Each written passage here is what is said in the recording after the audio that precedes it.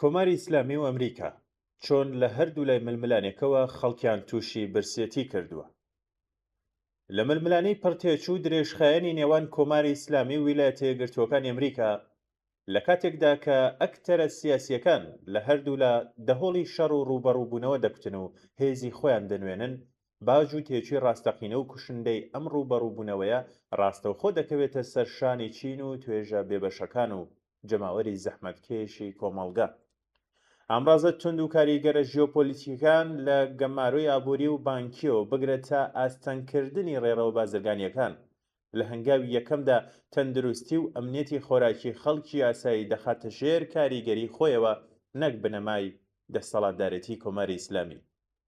واقعەتی تاڵی ئەمڕۆ ئەوەیە کە ملوێنان هاوڵاتی ئێرانی لە نێوان بەرداشی گوشارە دەرەکیەکان و بێکارامەیی و گەندەڵی ناوخۆییدا گرفتار بوون.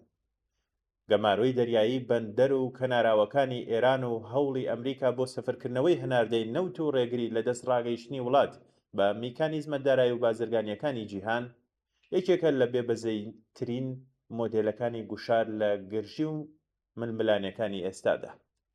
نەوەد وەکو بڕبڕەی پشتی داهاتی دراوی بیانی وڵات بەکردەوە لە دەست چووە و هێنانی کەلوپەل و کاڵەکان بووەتە پرۆسەیەکی پڕتێچوو، ئاڵۆز و پڕزەحمەت. ئەم گوشارانە لەسەر کاغەز بە ئامانجگرتنی ڕژێم ناو دەبرێن، بەڵام بەکردەوە ڕاستەوخۆترین دەرەنجامەکانیان لە کەمبوونەوەی کاڵا و هەوسەر پچڕانەوەی نرخەکاندا دەردەکەوێت.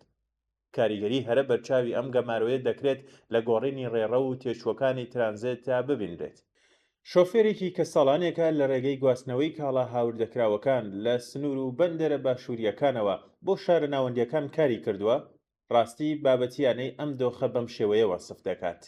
پێشتر ڕێگەکە ڕاستەوخۆ بوو، ئێستا دەبێت بخولینەوە، لە چەند وڵات تێپەڕین، چەندین جار پشکنی نیشمان بۆ بکرێت، تێچووی سوتەمەنی، باج، بیمە و هیتر.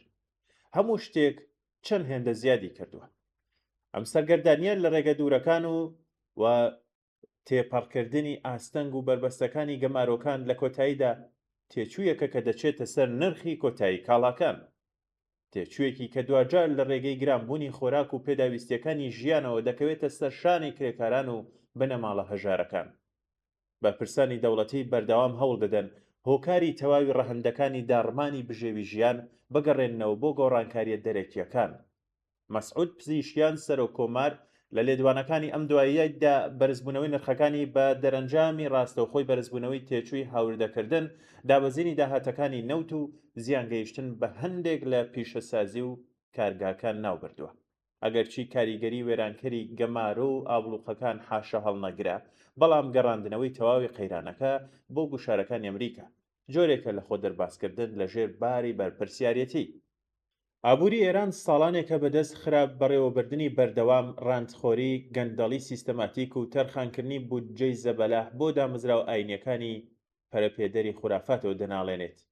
دەسەڵات لە بری دروستکردنی قەڵغانی پاڵپشتی و بەهێزکردنی خۆراگری توێژە بێبەشەکان، بارگرانی کورتهێنانی بودجەی لە ڕێگەی چاپکردنی پوڵی بێپاڵپشتی، زیادکردنی باجی ناڕاستەوخۆ و دەستکاریکردنی نرخەکانی دراو خستووەتە سەرشانی کۆمەڵگە.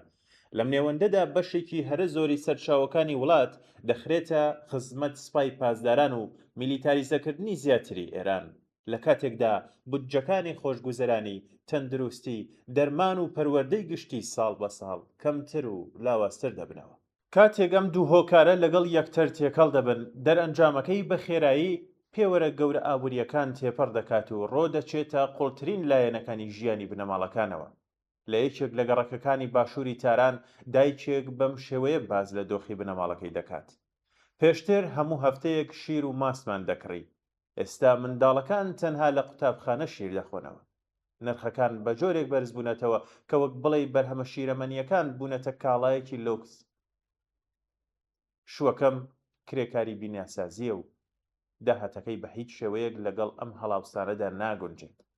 هەر ڕۆژە و شتێک گرانتر دەبێت، ئێمە تەنها سەیر دەکەین و هیچیشمان لە دەست نایەت. ئەمە تەنها بەسەرهاتێکی تاکێک نییە، بەڵکو ڕنگدانەوەی دۆخی ملوێنان بنەماڵەی کرێکار و زەحمەتکێشە کە ناچار بوون گۆشت، مریش، شیرەمەنی، میوە و تەنانەت جۆرە سەرەکیەکانی خواردنیش لە سەبەتەی خۆراکیان وەلا بنێن.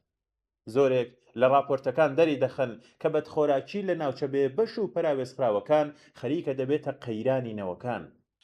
ئەو منداڵانەی کە بەهۆی هەژاریەوە لە خۆراکە سەرەکیەکان بێبەش دەبن لە زمرەی یەکەمین قوربانیانی شەڕێکن کە لەگەڵ هاویشتنی موشک ژیان و داهاتوێنی بە ئامانج گرتووە. لە کێشمە ناهەوسەنگەکاندا خەڵکی یاسایی نەک لایەنێکی ململانیەکان بەڵکو بوونەتە ئامڕازی گوشار و قوربانی سیاسەتەکانی هێز و هیمەنە. لەلایەکەوە سیاسەتدا ڕێژەران لە واشنتۆن و بەسەپاندنی گەمارە و سەرتاسەریەکان جەماوەری خەڵک بەرەو هەژاری مطلق پاڵپێوە دەنێن تا لە ناڕەزایەتی گشتی ئەمڕازێکی سیاسی دروست بکەن. لەلایەکی ترەوە دەسەڵاتدارێتی کۆماری ئیسلامیش لە بوونی گەمارۆکان وەکو قەڵغانێک بۆ شاردنەوەی ناکارەمەیی خۆی سەرکوتکردنی داواکاری ڕەوەکانی بژێوی ژیان و پاسەوکردنی گرانی بەردەوام کەڵک وەردەگرێت. لە کاتێکدا توێژە دەسەڵاتدارەکان و دەڵاڵانی نزیک لە دەسەڵات لەم کەشوهەوای ئاستەنگ و گەمارۆیانەدا سەرمایەیەکی زۆر و زەوەن بەدەست دەهێنن.